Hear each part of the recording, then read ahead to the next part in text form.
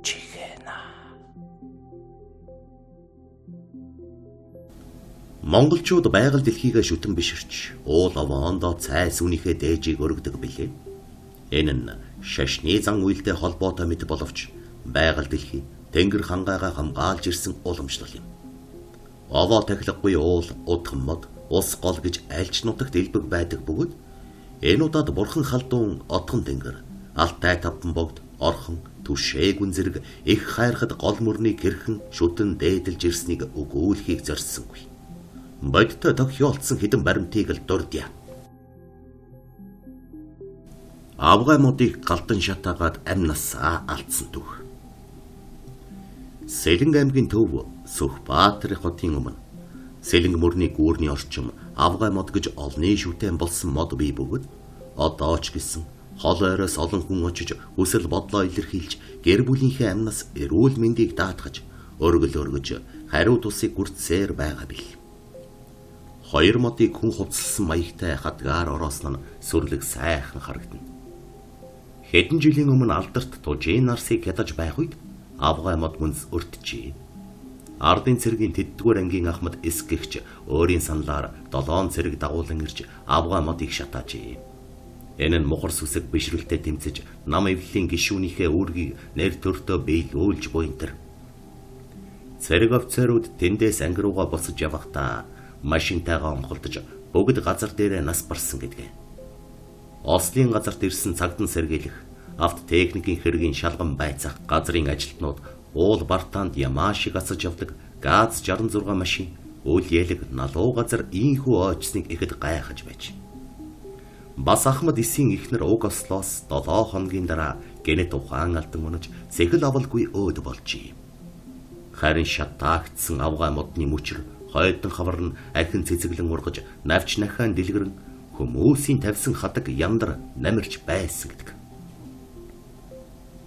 Архи эргүүлж өгөөд амнасаа аварчээ. Төв аймгийн Сэргэлэн сумын нутагт ээж хад хэмээх Монгол даяар алдартай сууга хүний дүртэй хад бий. 5-6 жилийн өмнө гэхэд ээж хатанд өргөсөн цайг тойруулан өрсөн нь хоньны томоохон хашаа шиг харагддаг байсан бөгөөд одоо бол орон нутгийн засаг захиргаанаас анхааран тусгай хашаа барьж харуул хамгаалалт гарган эргэстээс татвар авч орон нутгийн төсөвт оруулдаг болсон ажээ. 1980-ад оны үед нутгийн балдан гэгч гашууны сун юмнаас буцдаггүй нэгэн эр ээж хаданд тавьсан шилтэй архинаас үе үе аваад хүртчихдэг байсан юмсан ч. Гэхдээ зүгээр ч авахгүй. Ээж минь ээ. Өчүүхэн намайга өршөөж хайрлана уу? Муу хүүч нь өнөөдөр танаас ганц 2 шил арх зээлдэж хүртий. Бололцоотой болмогцоо нэг их удаахгүй эргүүлж өгье. Хэмээн гуйж цагаан гэдэг хадаг сан байхан тавиад архинаас аваад уучихдаг байж. Ээж хатанд 100-аас 200 шил арх тавигдсан байхад бол хорогдох нэс нэмэгдэнэ. Балданч 2-3 шил арх уугаад алаа. Ойролцоох нь тасарч байна. Орой шөнөөр сэргэж мордоод харна. Ийм байдлаар жил тойроход балдангийн бие эвгүй эрхэх болж ямл эдэж уувал эргүүлж бөөлжөөд байх болжээ. Эмчэд үзүүлэхэд хордлого байж магадгүй гэд хэдэн юм бичхээс цаашгүй. Арга ядахта дээр үед гандан сууж байгаад хара болсон дондов өвгөн дээр очиход эрхээ татаж үзээд чи бусдаас авсан өр зээлээ төлөөгүй хүн бололтой. Хэнээс юу авснаа сайн бод гэж. Өдөржин бодсон ч гэлээ. Бусдад өгөх өнчин ишигний өр зээл санаанд нь орсонгүй. Өглөө нь балдан ээж хаднаас бүтэн жилийн турш арх зээлж гударснаа санаж хотын 8-ачинд сайн эр хоноо барьж өгч авдар арх аваад ээж хадыг нар зөв тойруулан тавьжээ. Гэвч бас тэссэнгүй.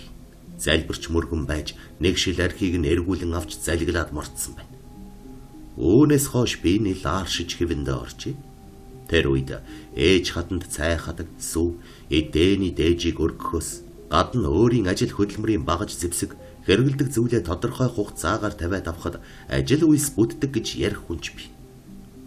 Эдийн засгийн ухааны дэд докторийн зэрэг хамгаалсан Чулуунбат ярихдаа тэр үед 25 төгрөгийн үнэтэй хятад сумтай үзгийг зах дээрээс 35 төгрөгөөр авч ээж хатанд 14 хоног тавиад буцааж авч Диссертацаа бичээд хэдхэн сарын дараа Москвад очиж цолоо амжилттай хамгаалсан даа гэж байсан юм.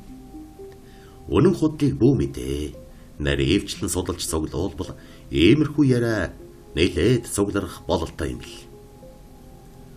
Уусан архиныхаа халуунд удган модыг ороолгоод хэрхэн хохиров? Улаанбаатар хотоос хойш өртөө гарууд хандгаад хэмээх үзэсгэлэн там бий. Жодоо, нарс, хус, хушмод ургасан энэ намны дундуур хандгаатын гол өмнгийг зорин урснаа.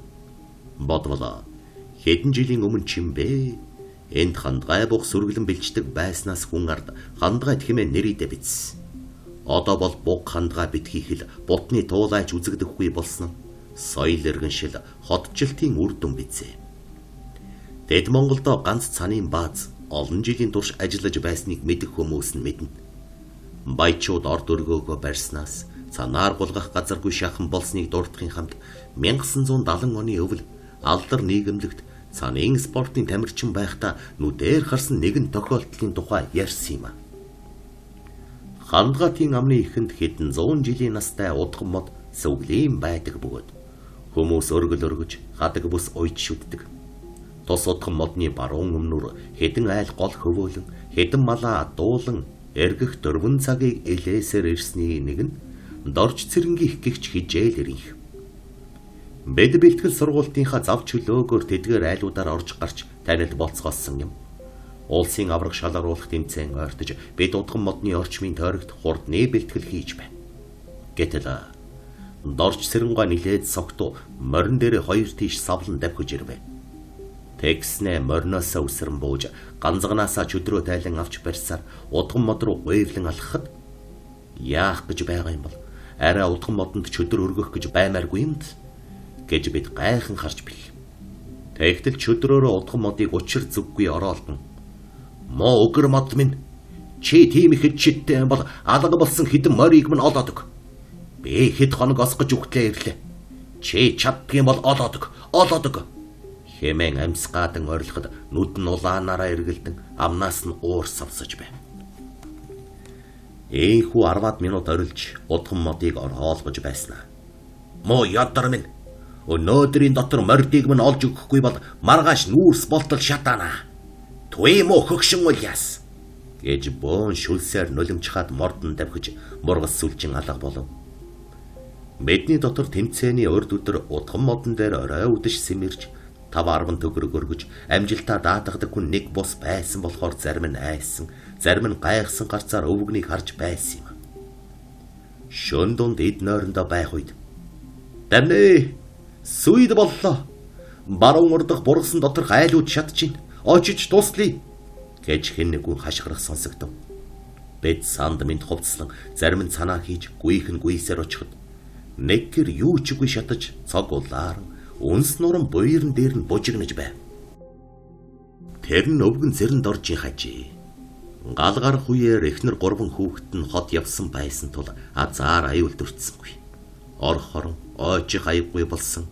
Дорж цэрэн эхнэр хүүхэдтэй хэл дуулгахаар өглөө эртлэн хот руу мордоод маргааш нь эхнэр хүүхдийн хамт тарган шар хүнийг дагуулж ирсэн нь нэртэй том лам аж. Айлын илүүгэр барьж орсон тэднийд удган модны өмнө ширээ засаж бурхан дахил эдээ будаа өрн бүтэн өдөр ном уншсан лам буцахта өглөө бүхэн цайныхаа дээжийг өргөж цагаан сарын өмнө биддүүний орой эдээ шүүс өргөж бай гэж дорж цэрэнд хэлснийг өвгөн ёсчлон биелүүлэх болсон төдийгүй удган модны дэрэгдүүр өнгөрөхдөө мориноосоо буун морой хөтлөн явж байхыг би нэг бус удаа харсан юм. Нэг сонин нь би тэр өдөр согтуу байсан учраас гэртээ галт түлээгүй. Тэгээд ч насаараа тамхитад даагүй тул гал гарах үндэсгүй л баймаар. Энэ хайрхан модонд их учир байна. Сүжиг бишрэлгүй согтуу толгой би солиорч байж гэрээ хайлуулчих. Зол болоход авгай хүүхэд эзгүй. Би морь харах гэж гартал гал дүрлзээд явчихсан гэж дорж цэрэнгуй эрүүл саруулда бидэнд ярьж билээ.